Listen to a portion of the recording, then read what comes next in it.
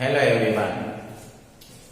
अब हम वास्तविक गैसों के पीवी समतापी वक्रों के बारे में चर्चा करते हैं। आदर्श गैसें बॉयल के नियम की पालना करती है, यानी कि स्थिर ताप पर दाब में वृद्धि करने पर आयतन में कमी आती है। इसीलिए आदर्श गैसों के पीवी समतापी वक्र समकोणीय हाइपरबोला वक्र के रूप में होते हैं। लेकिन वास्तविक गैसों के लिए ऐसा कुछ नहीं होता। वास्तविक गैसों के लिए जो दाब और आयतन के मध्य प्रभाव है उसका अध्ययन करने के लिए हम साइंट एंड्रयूज के वक्र का सहारा लेंगे। साइंट एंड्रयूज ने CO2 गैस के लिए अलग अलग तापों पर दाब और आयतन के मध्य वक्र खींचे थे, जिन्हें हम बनाकर देखते हैं और उनका अध्ययन करते हैं। तो ये इधर दाब को बढ़ा रहे हैं 50 से 70, 70 से 90, 90 से 110।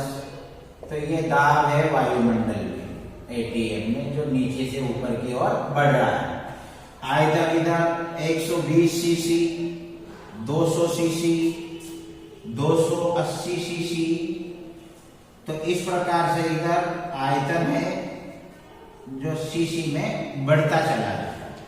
अब CO2 गैस के लिए स्थिर ताप पर, अलग अलग स्थिर तापों पर दाब और आयतन के मध्य वक्र खींचेंगे।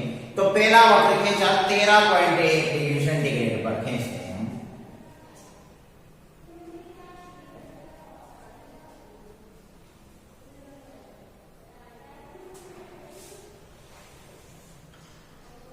तो ये हो गया HIJK।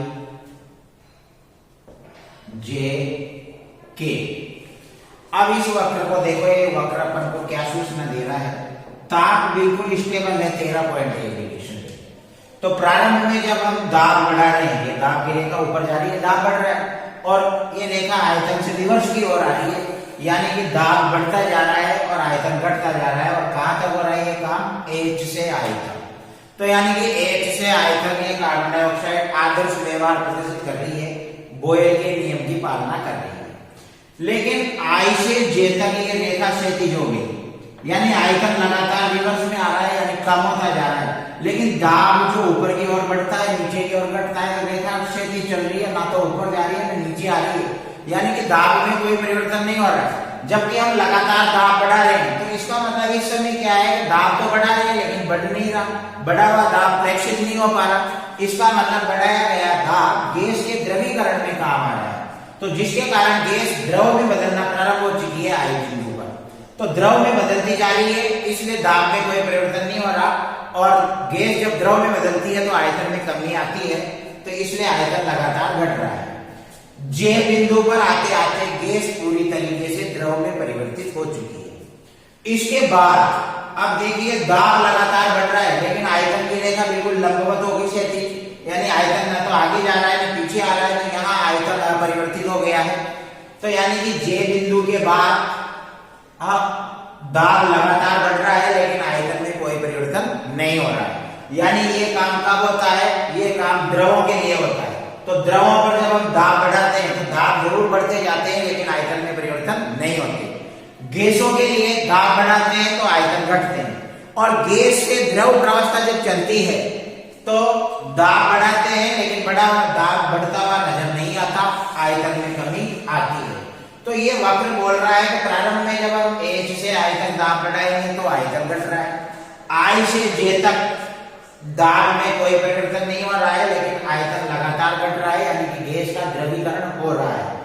J बिंदु के बाद आयतन अपरिवर्तित हो जाता है और दाब निरंतर बढ़ता है, यानी गैस पूरी तरीके से द्रव अवस्था में आ चुकी है। अब अगला वक्र अपन 13.1 डिग्री सेंटीग्रेड से बढ़ाकर 21.5 डिग्री सेंटीग्रेड पर लेते हैं।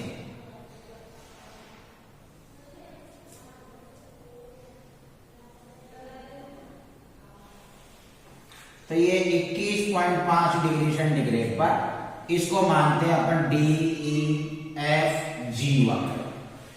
इसमें भी देख लीजिए प्रारंभ में D से E तक आयतन में कमी आ रही है, दाब में वृद्धि हो रही है, गैस आदर्श व्यवहार प्रदर्शित कर रही है। फिर ई से एफ तक वक्र क्षैतिज हो गया है, यानी कि दाब में परिवर्तन नहीं हो रहा, आयतन लगातार घट रहा है, इसका मतलब गैस का द्रवीकरण चल रहा है। तो ई से एफ तक गैस द्रवित होती है।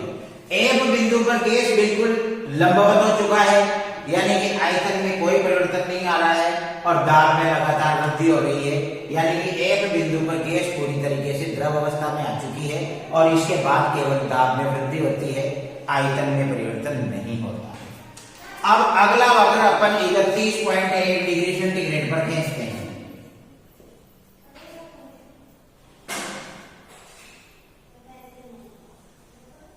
तो ये ए बी सी,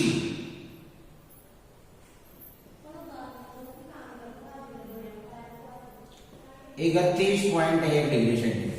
तो पहले जब हमने 13.1 और 21.5 का वक्र खींचा था तो क्षैतिज रेखा अपन को बिल्कुल बराबर नजर आ रही थी, यानी कि ये स्पष्ट रूप से हम देख पा रहे थे कि कब तक गैस गैसीय अवस्था में थी, कब तक उसका द्रवीकरण चला और कब उसका वो पूरी तरीके से द्रव में आ गई।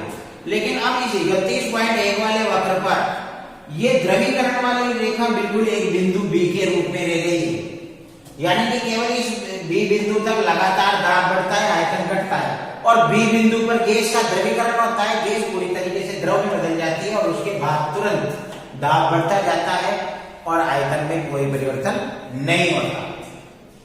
उसके बाद हम अगला और वक्र 35.5 पर बढ़ाकर देखते हैं और फिर 48.1 पर भी देखते हैं। तो इन उच्च तापों पर देखो कहीं भी क्षैतिज रेखा नहीं आ रही है, इसका मतलब गैस द्रवित नहीं हो रही है।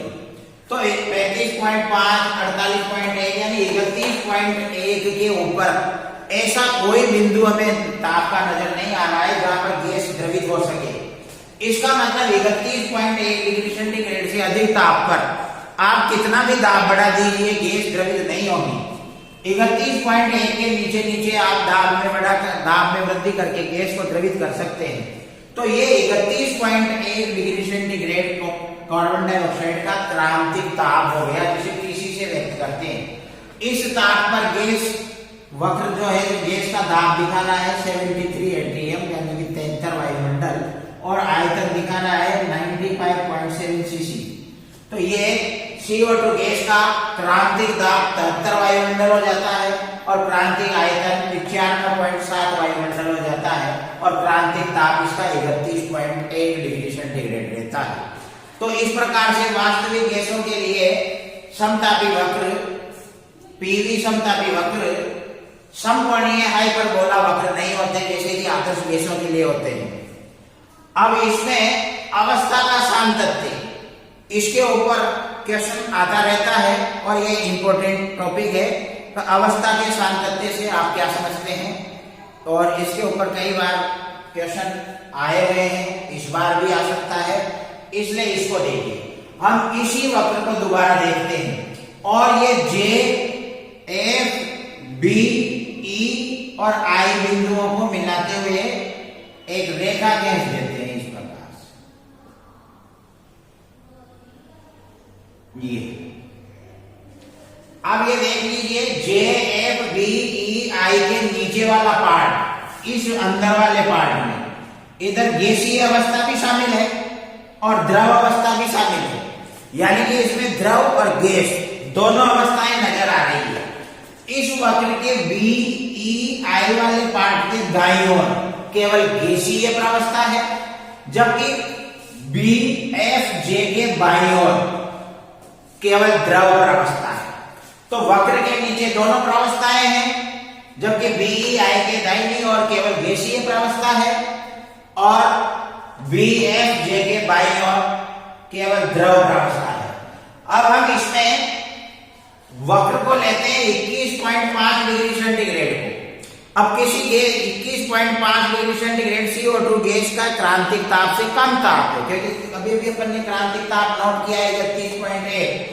तो 21.5 डिग्री सेंटीग्रेड वाले वक्र को अगर अपन ध्यान से देखेंगे तो D से E तक दाब बढ़ रहा है, आयतन घट रहा है। E से F तक गैस द्रवित हो रही है और F पर गैस पूर्ण रूप से द्रवित हो चुकी है और उसके बाद आयतन स्थिर है, दाब निरंतर बढ़ रहा है।